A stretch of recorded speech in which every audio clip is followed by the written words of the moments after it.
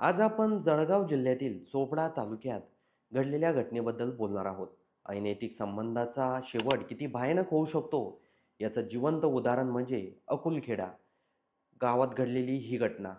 चोपडा तालुक्यातील अकुलखेडा या गावातील प्लॉट भागात एका हॉटेलच्या मागे जगदीश काशीनाथ पाटील हे आपल्या पत्नी अनिता, मुलगा हर्षल आणि मुलगी तनुजा यांच्यासोबत राहत होते. साधंसुधं कुटुंब रोजच्या आयुष्यात रमलेलं, पण शनिवारी सकाळी 10च्या सुमारास या घरात जे घडलं त्याने संपूर्ण गाव हादरून गेलं. अनिता जगदीश पाटील आणि देवानंद सुभाष धनगर हे दोघे घरात रक्ताच्या थारोळ्यात आढळून आले. अनिताच्या डोक्यात गोळी लागलेली होती आणि देवानंदने स्वतःवरही गोळी झाडून आत्महत्या केल्याचा प्राथमिक तपासात समोर आला आहे. घटना कशी उघडकीस आली हेही तितकंच हृदयद्रावक आहे.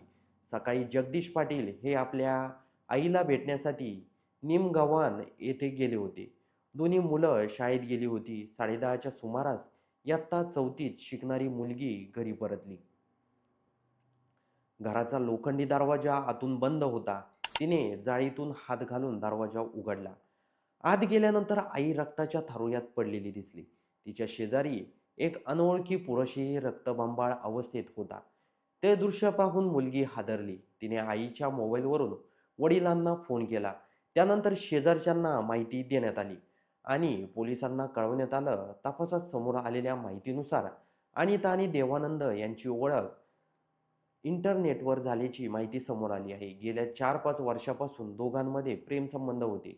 मात्र काही दिवसापासून अनिता देवानंदला टाळत होती.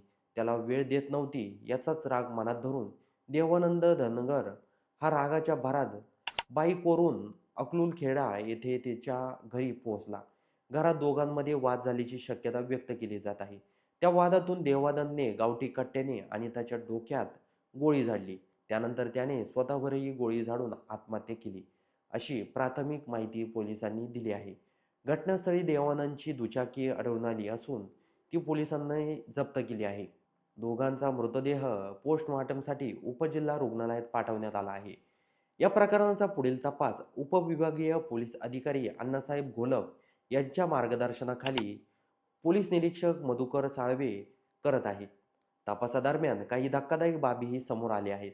देवानंदच्या छातीवर अनिताचा चेहरा गोंदलेला होता. हातावर "अनु, माझी बायको" असं गोंदलेलं होतं. प्रेमाच्या अतिरिक्त तो अक्षरशः वेडा झाल्याचं पोलिसांचं म्हणणं आहे. त्याच्या पत्नीनं हा टॅटू पाहिल्यानंतर त्याला आधीच सोडून दिलं होतं आणि घटस्फोट घेतला होता, अशीही माहिती समोर आली आहे. घटनेपूर्वी देवानंदने आपल्या मोबाईलमध्ये एक संदेश टाईप करून ठेवला होता. त्या संदेशात त्याने अनितावर प्रेम असल्याचं, ती त्याला टाळत असल्याचं आणि तिच्याशिवाय तो जगू शकत नाही असं लिहिलं होतं. मात्र हा संदेश पाठवला गेला नव्हता. हा वाद वाढला आणि त्याआधीच गोळीबार झाला असा अंदाज पोलिसांनी व्यक्त केला आहे. विशेष म्हणजे गोळीबाराचा आवाज कोणालाही ऐकू आला नाही. घरासमोरच एक शाळा होती. तरी देखील कोणालाही संशय आला नाही. त्यामुळे हा प्रकार अत्यंत अचानक आणि वेगाने घडल्याचं दिसत आहे. प्रेमसंबंधामध्ये अतिरेकी मालकी हक्काची भावना, संशय, राग, अहंकार किती भयंकर रूप घेऊ शकतात याचं हे उदाहरण आहे. क्षणिक रागातून घेतलेला निर्णय किती आयुष्य उद्ध्वस्त करू शकतो हे या घटनेतून स्पष्ट होतं. सध्या या प्रकरणी गुन्हा दाखल करण्यात आला असून पुढील तपास सुरू आहे. मोबाईल कॉल रेकॉर्ड, संदेश आणि इतर तांत्रिक पुराव्याच्या आधारे पोलीस संपूर्ण घटनेचा उलगडा करण्याचा प्रयत्न करत आहे. तर मंडळी, या घटनेबद्दल आपलं काही मत असेल तर ते कमेंट बॉक्समध्ये नोंदवायला विसरू नका आणि व्हिडिओ आवडला असेल तर सर्वात आधी होऊ द्या चर्चा चॅनलला सबस्क्राईब देखील नक्की करून जा.